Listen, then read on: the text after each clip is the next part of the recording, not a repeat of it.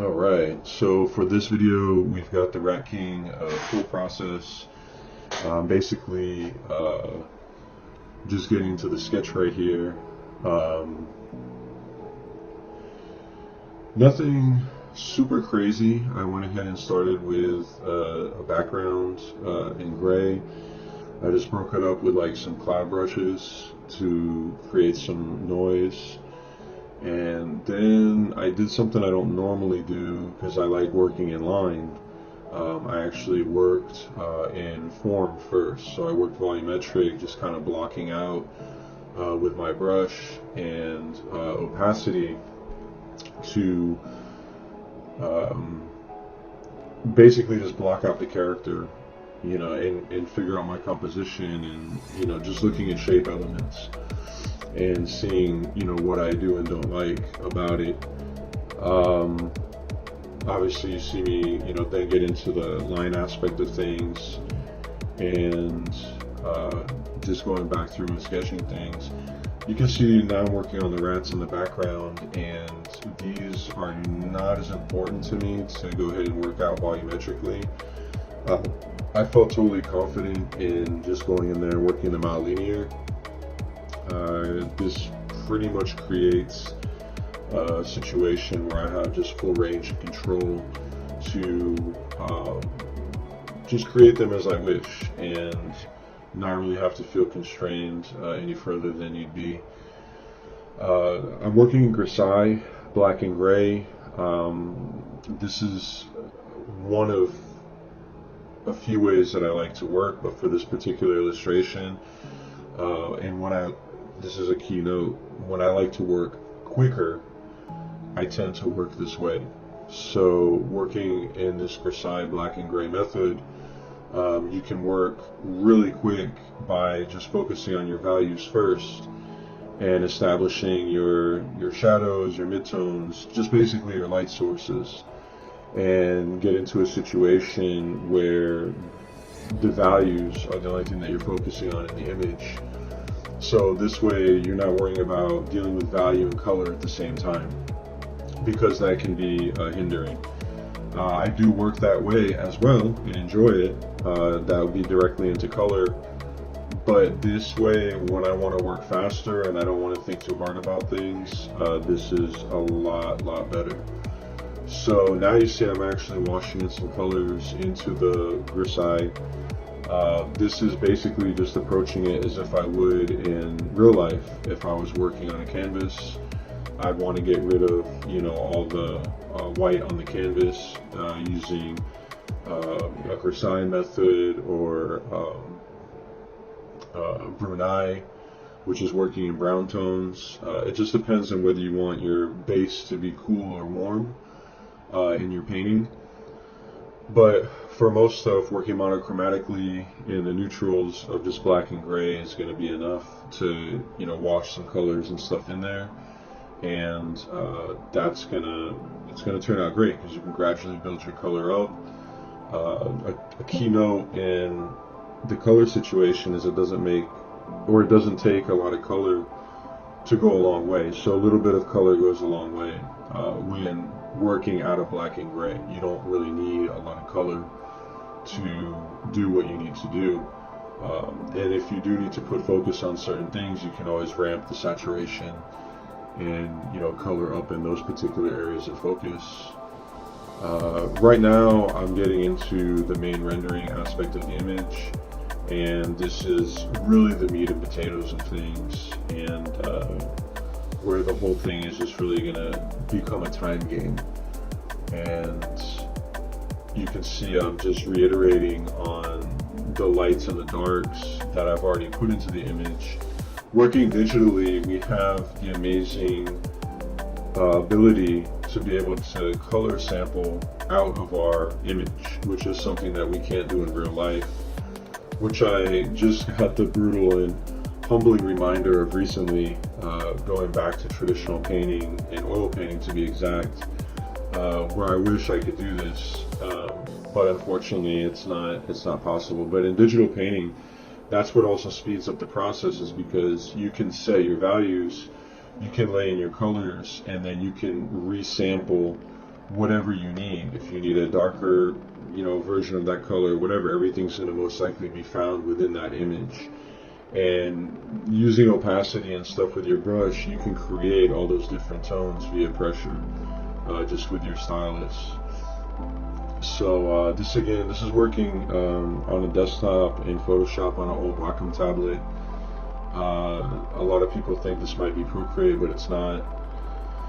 So it's similar. It's the same concept because it is working digital.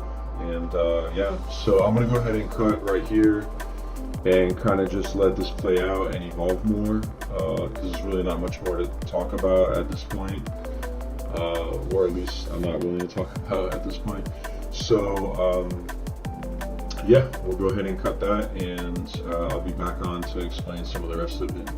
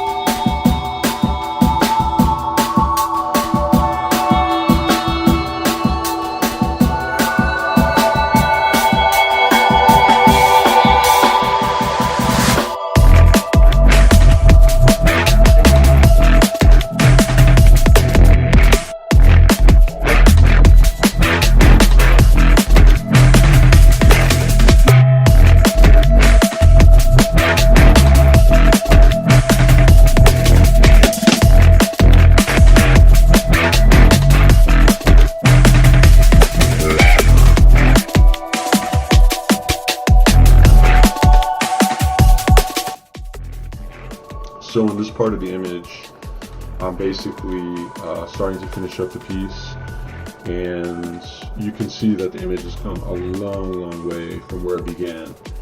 A lot of times when I start a piece, it's going to start out extremely messy, and I'm going to work the painting as a whole. Some artists like to work section per section. I've never really been a big fan of that. I don't really like doing that. I'm finding that going back and working analog, that this might be a better idea in some cases, but I don't know, there's something about working the painting as a whole that really allows me to just visualize the entire thing a lot better and harmonize everything as one. I don't have to feel like a certain part of the painting stands out more than the rest and that it doesn't work cohesively or harmoniously, right? And this includes the color palette as well, because I want the colors, especially coming from Grisaille beginning, being the black and gray element in the beginning, I want it to really transition smoothly into the color element and not have a lot of bumps in the road to deal with that. So the smoother that transition can happen for me, the better, and I find that smoothness comes from working the image as a whole. So this is the way that I find I like to paint, and that works for me. It's an important thing to know is that, what works for one person may not work for another. So another person may want to just, work on the background till final, and then, start working on the Rat King and, bring him to final, or vice versa. Some people may want to work, from the foreground back. Another big gem is, to work from the back of the painting to the forefront of the painting. So each painting should have like a background, a middle ground, and a foreground, and that's going to really create a lot of good dimension and feel in the work. Especially where there's a scene involved. If it's just a character or something like that, you can get away with doing a lot less. But yeah, so here you just see me doing some color variations of things, upping the lighting, doing a couple little digital tricks here and there to enhance the lighting just quickly and bring it to a complete final. And here's the final here. You can see I changed the finger on the left hand, and I went ahead and went with more of a green palette, and this is the reference of the character, the toy, the old 80s toy. So